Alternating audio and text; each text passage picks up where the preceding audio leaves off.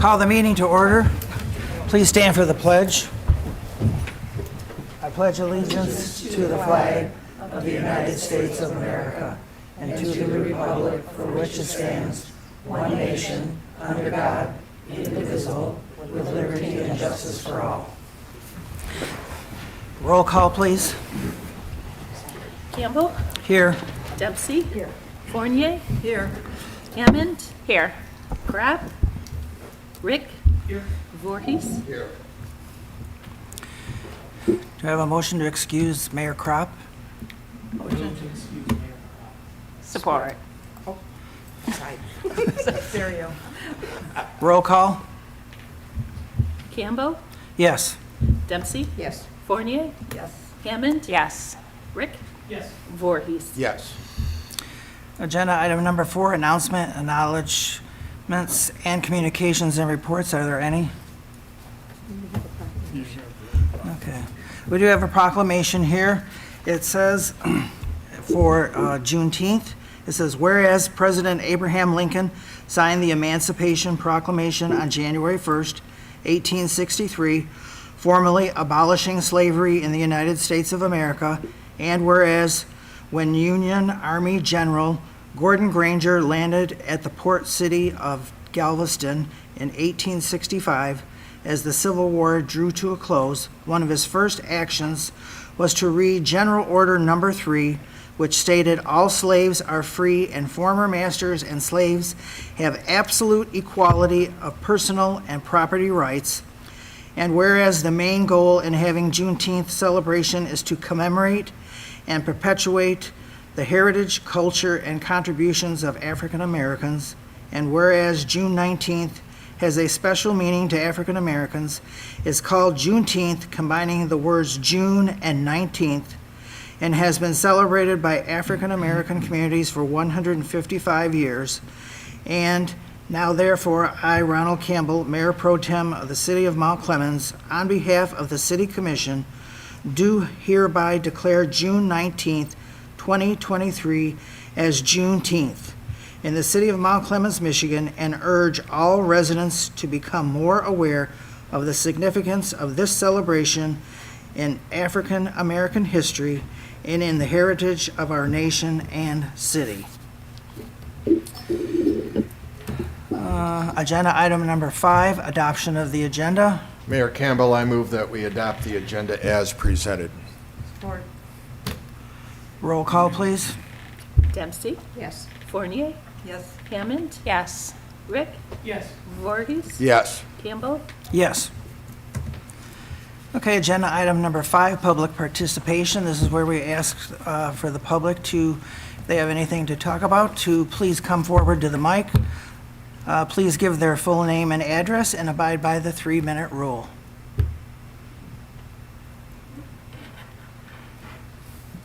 My name is William Buckholz. I'm at 240 Riverside Drive.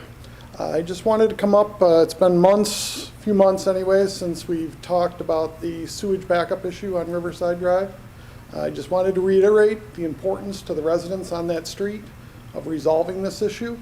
I myself have been there 22 years and dealt with dozens of backups in our home at considerable cost and risk, health risk to our family.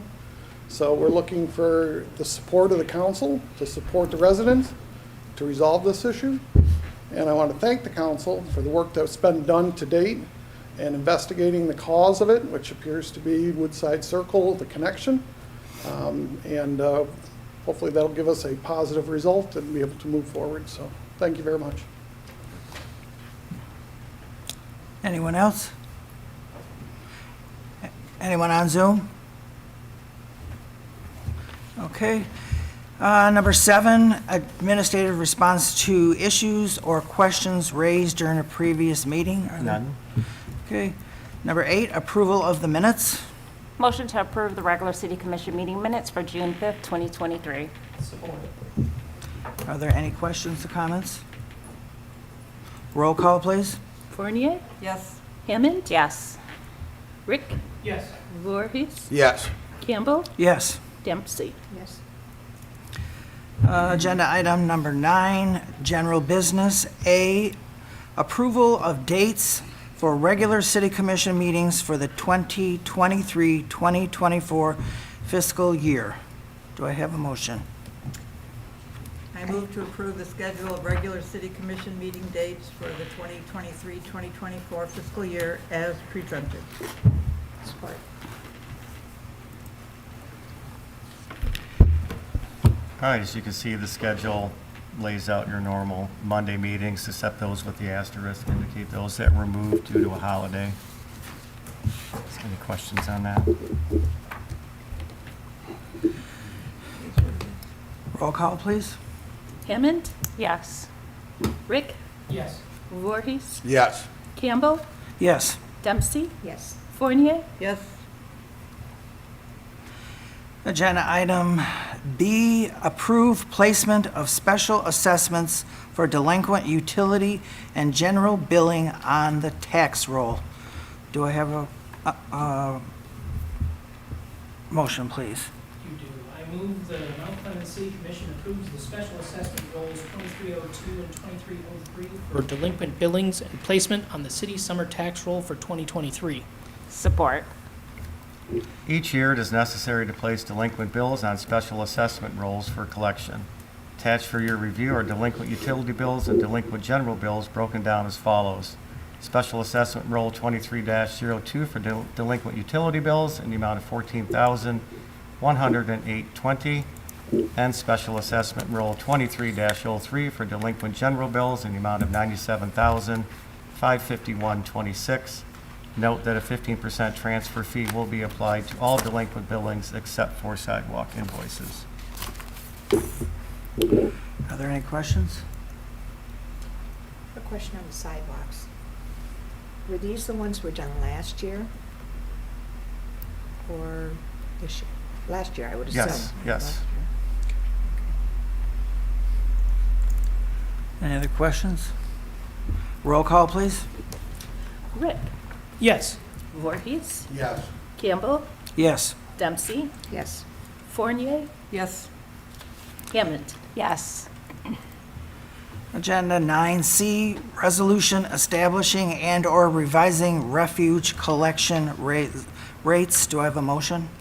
I move to approve the resolution and present it for rubbish rates to be set at $181 per unit and the increase be applied to the 2023 summer tax bill. Support. With the recent increase in residential refuse pickup and disposal services and other related costs, it will be necessary to raise the rubbish charge from $140 per residential unit to $181 per residential unit. The new rate would be applied to the 2023 summer tax bill. The rubbish fee has not increased since 2011. The cost per unit is based on charges from the hauler that equal approximately 82% of the total charge. This can also fluctuate as disposal is based upon tonnage for both household trash and yard waste. Approximately 18% of the charge goes to the city for other expenses. A rate increase would be necessary regardless of the new refuse hauler contract. The current FY23 budget predicts a $104,000 loss without an increase. The rate will be evaluated annually to determine if we need a raise, decrease, or remain the same. Are there any questions? Roll call, please. Voorhees, Yes. Campbell, Yes. Dempsey, Yes. Fournier, Yes. Hammond, Yes. Rick. Yes. Agenda item 9D, approval of a resolution authorizing submission of a Spark grant to the State of Michigan Department of Natural Resources. Do I have a motion, please? I move to approve the resolution authorizing the submission of a Spark grant from Memorial Park and make available a financial obligation of $284,302.50 for the 2024-25 fiscal year or when grant funds become available. Support. The Michigan Department of Natural Resources, Michigan Spark Grants, support projects that provide safe, accessible, public recreation facilities and spaces to improve people's health, introduce new recreation experiences, build on existing park infrastructure, and make it easier for people to enjoy both indoor and outdoor recreation. This grant opportunity is possible because of the Building Michigan Together plan, signed in March 2022, which included a historic infusion of federal funding in our state and local parks. City staff has identified an inclusive playground, a non-motorized pathway, ADA accessible parking, and a viewing rain garden as an eligible project at Memorial Park. The total estimated cost of this project is $1,052,617. This grant does not require a local match. However, match funding capabilities will make the application more competitive, and the match amount of $284,302.50 identified in the resolution will be with forced account work and in-kind services by the Department of Public Services staff. The full grant application must be postmarked by June 26, 2023, to be eligible for consideration. Also note that with us tonight is Leah Sullivan-Beeler, our Recreation Coordinator. If you want to stand up, Leah, in case anybody hasn't met Leah yet. Also here is Linda Davis-Kirksey, our grant aficionado. So I'm sure if you have any grant-related questions, they can answer them for you. Are there any questions? No. Just a It's thank all you in your because. hands. What are our chances? We trust you. Careful, she's going to Germany tomorrow. I know. I don't know if you heard her question. Roll call, please. Wait What are 1 our second. chances of getting it? Pardon me? What are our chances of getting it? It's a very competitive grant. There's 23 million that's available for this Go to- last round. Linda, go to the mic. Oh, 'cause- yes, ma'am. I know I'm loud. I am. I can hear. There is 23 million this round. This was as a result of 65 million that the governor redirected from ARPA funds into the DNR. These are normal funds that we go after for parks and recreation projects. The last round, there were 14 applications because they were all at $1 million. That's the maximum you can apply for with no match. The beauty of this application, I was sharing with Leah and with Jeff, is the opportunity with Mount Clemens and everything happening in this town. We need to have a barrier-free opportunity for people of all abilities to be able to access recreation. You don't have that right now. Currently, that site has old stuff that needs to be pulled up. This plan is exceptional, and they like barrier-free parks, and we in Macomb County have not received a lot of our fair share of state funding for these kinds of projects. We've gotten letters of support, I'll tell you, from former commission member Denise Menzer. She gave us a letter of support. Her counterpart in the Senate gave us a support. Leah organized some other letters. We had Mayor Kropp, we have the library, name them, Leah. I think it's Superintendent Of of the the city schools. of Clemens Schools, a representative from the Macomb YMCA, and I think we had a couple residents too, I thought. And I those uploaded. are the three that I can pull right now from my head. But the thing of it is, they want to see the public benefit, the wide open benefit. You have in Macomb County over 25,000 children and residents and families that have disabilities of some form or nature, either mental or physical disabilities. You have to have an opportunity. This is COVID money, and that was the other thing that they wanted to see for the public health benefit, what that means for these families and children to have a place to recreate. When we were closed down for all that time, we didn't have any benefit of outdoor recreation. Where do you take kids to go? So I really think we hit it on all the points. It's very competitive. I never, like to say, okay, let's roll the dice or whatever, but we have a good shot. I think so. And they put together a good plan.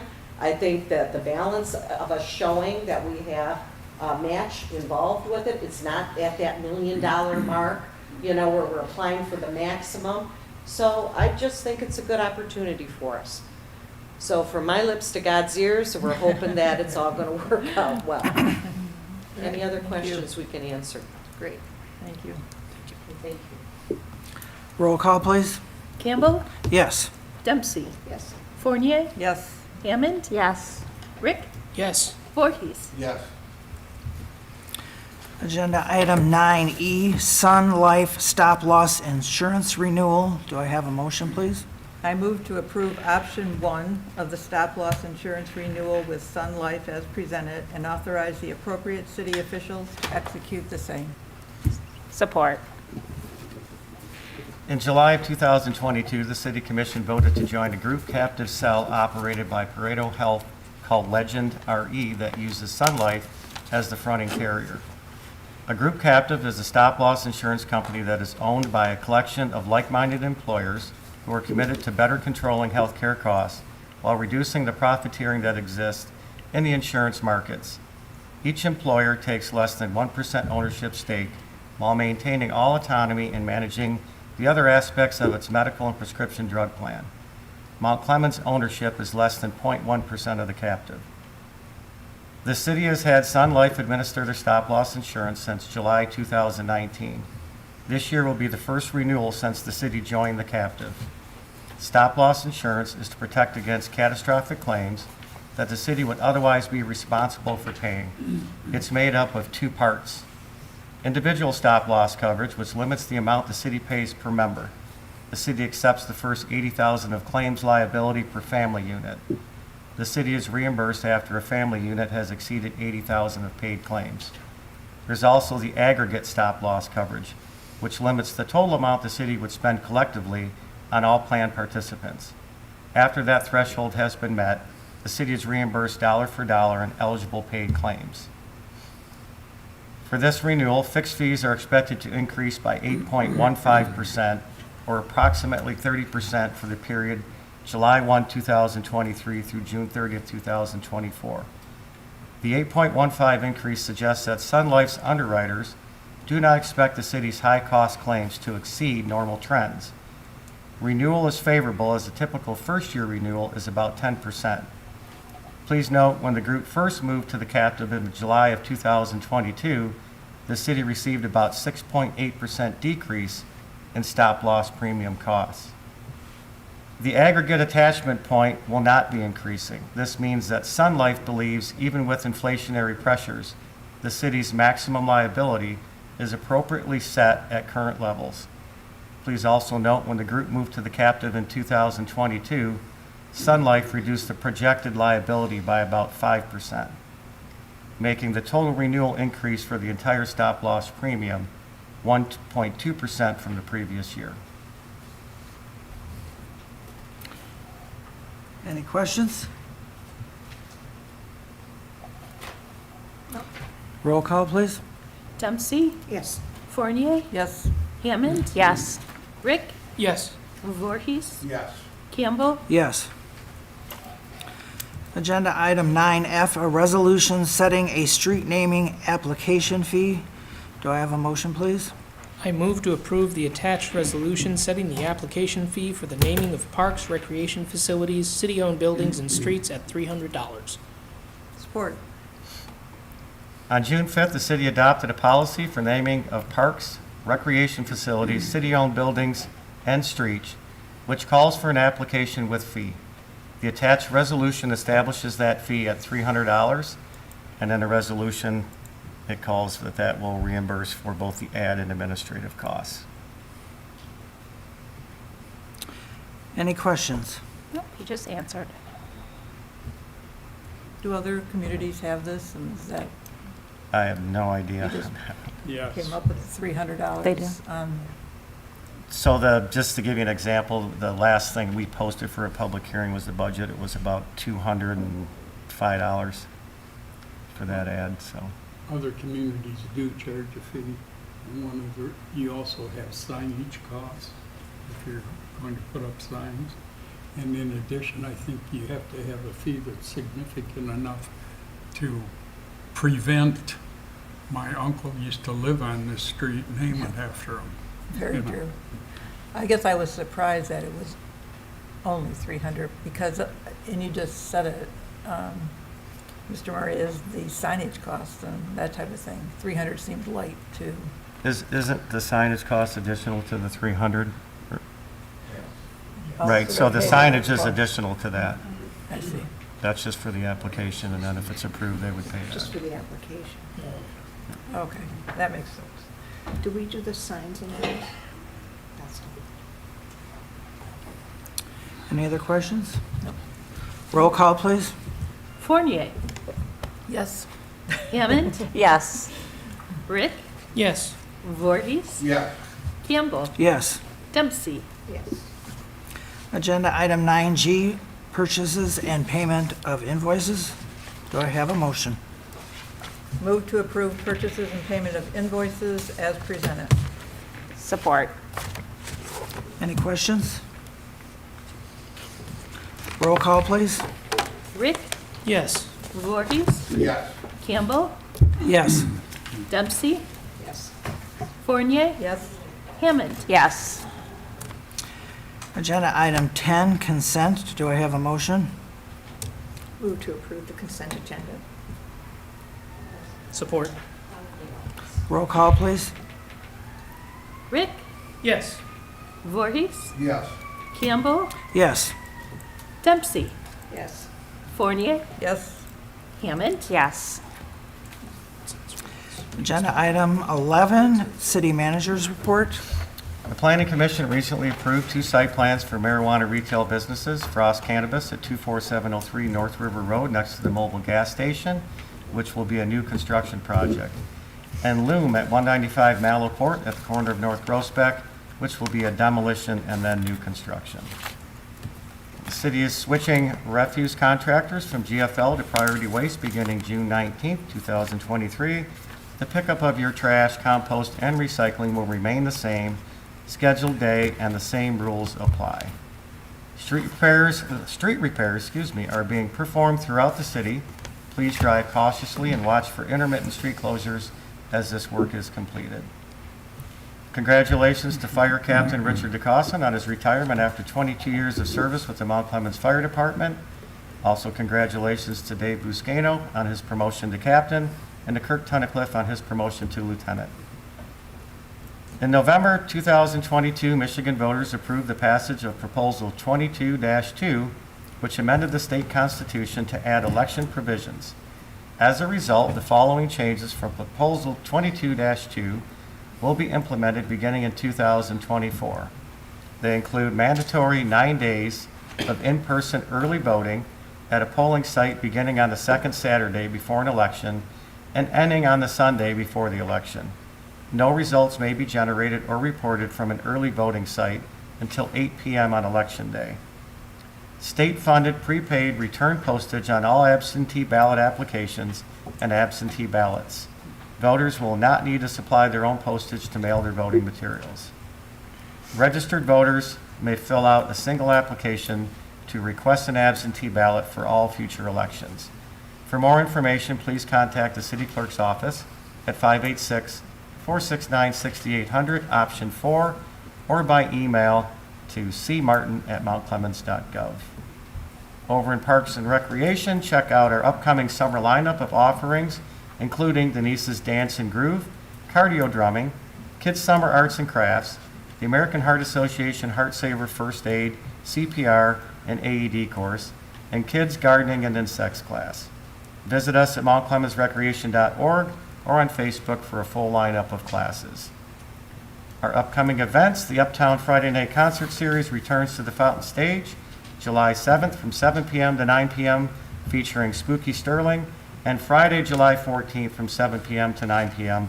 featuring Strictly Fine.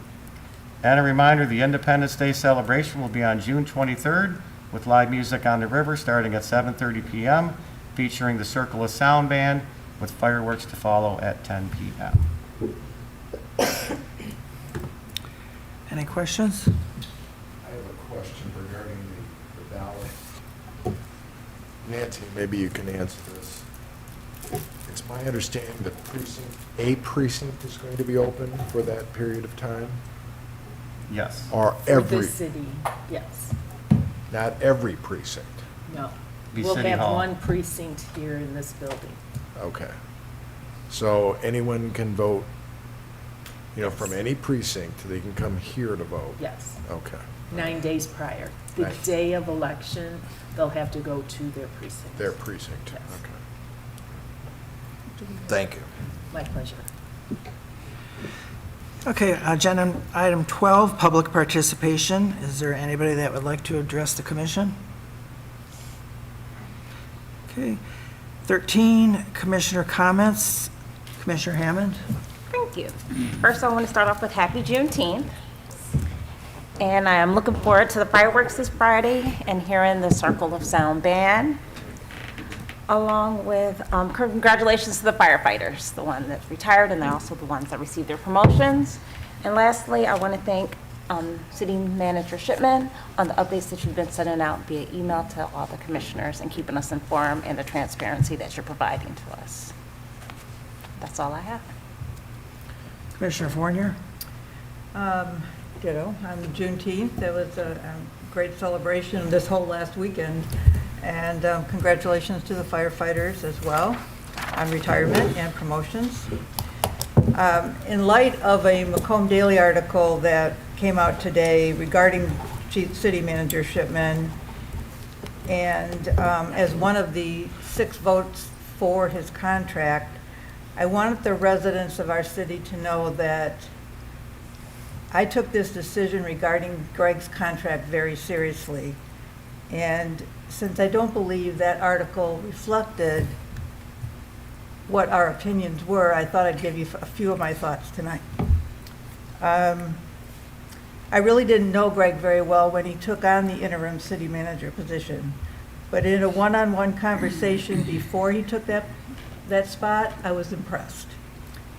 And during the 10 months that he was interim city manager, my initial impressions were confirmed and grew stronger. Greg has consistently demonstrated a positive outlook despite the naysayers around him. And he has shown an infinite amount of patience when dealing with the myriad of issues that he's had to face. I asked him once how he manages to stay calm during some of these most stressful times.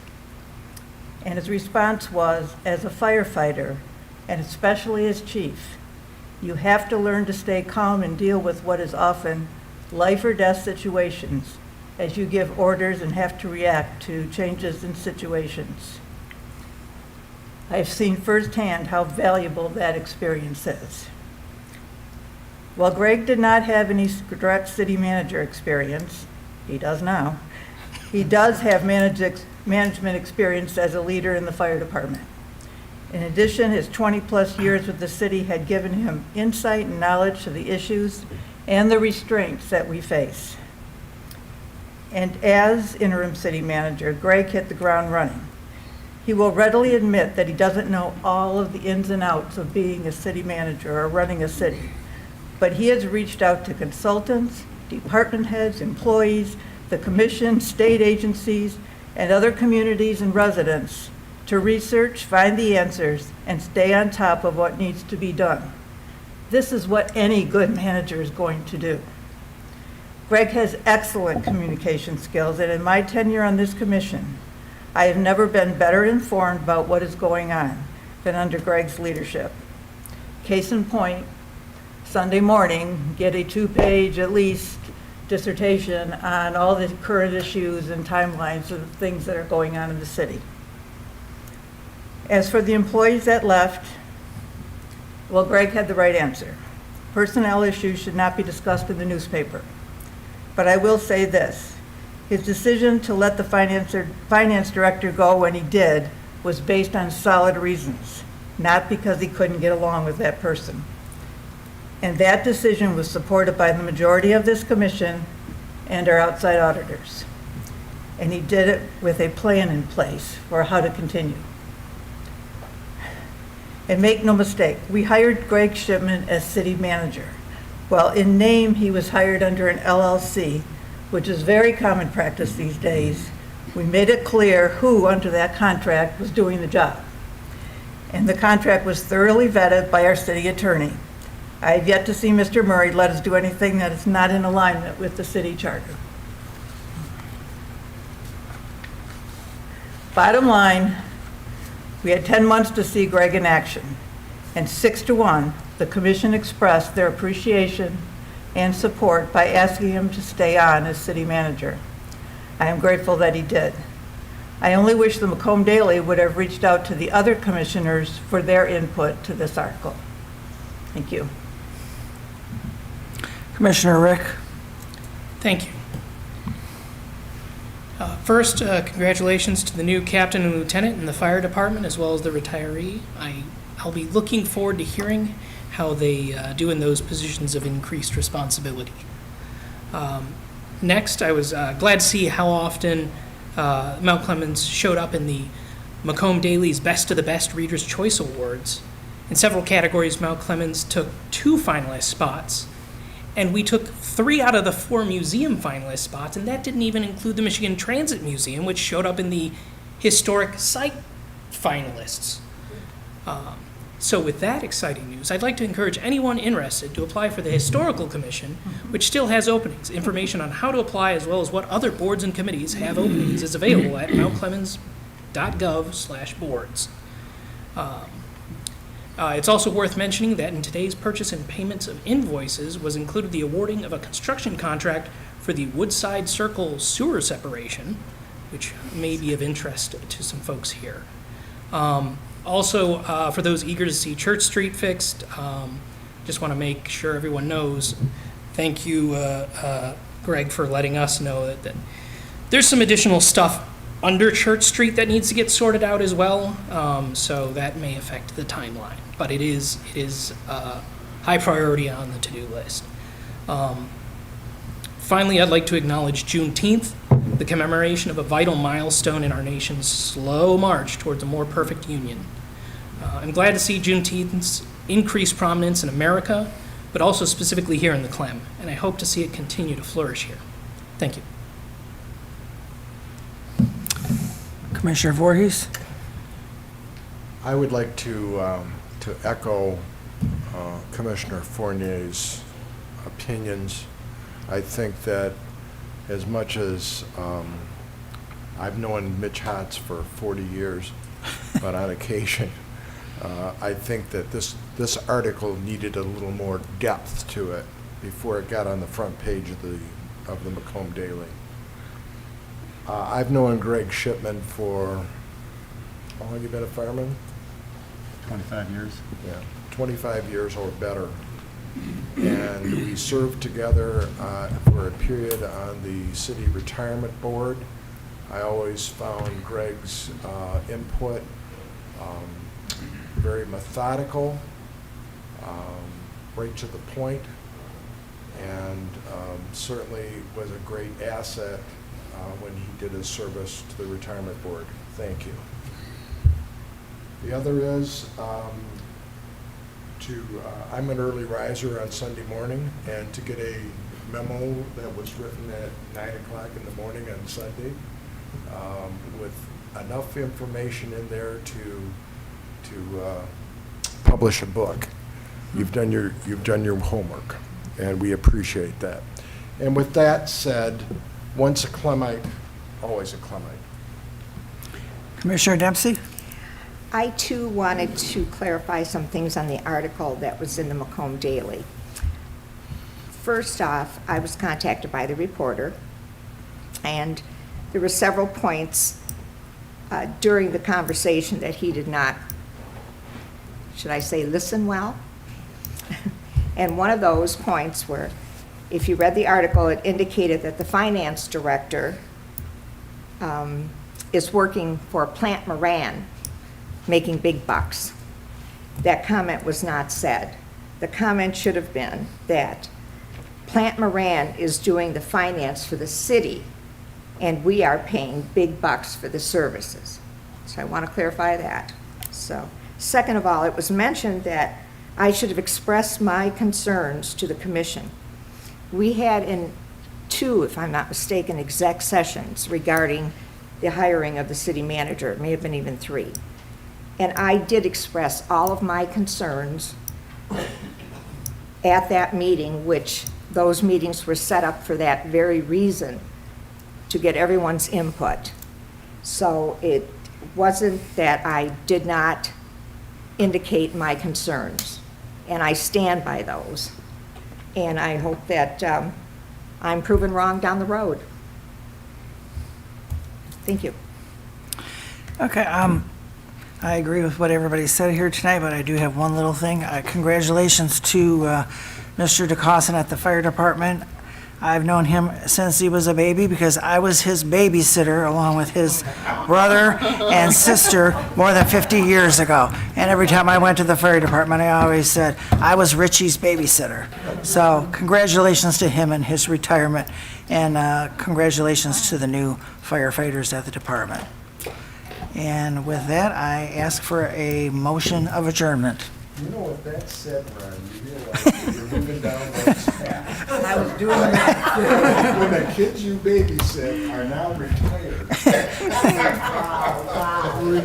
Says a lot. That says a lot. A motion to adjourn? I'll move with you, Jim. Support. Roll call? Voorhees, Yes. Campbell, Yes. Dempsey, Yes. Fournier. Yes. Hammond. Yes. Yes.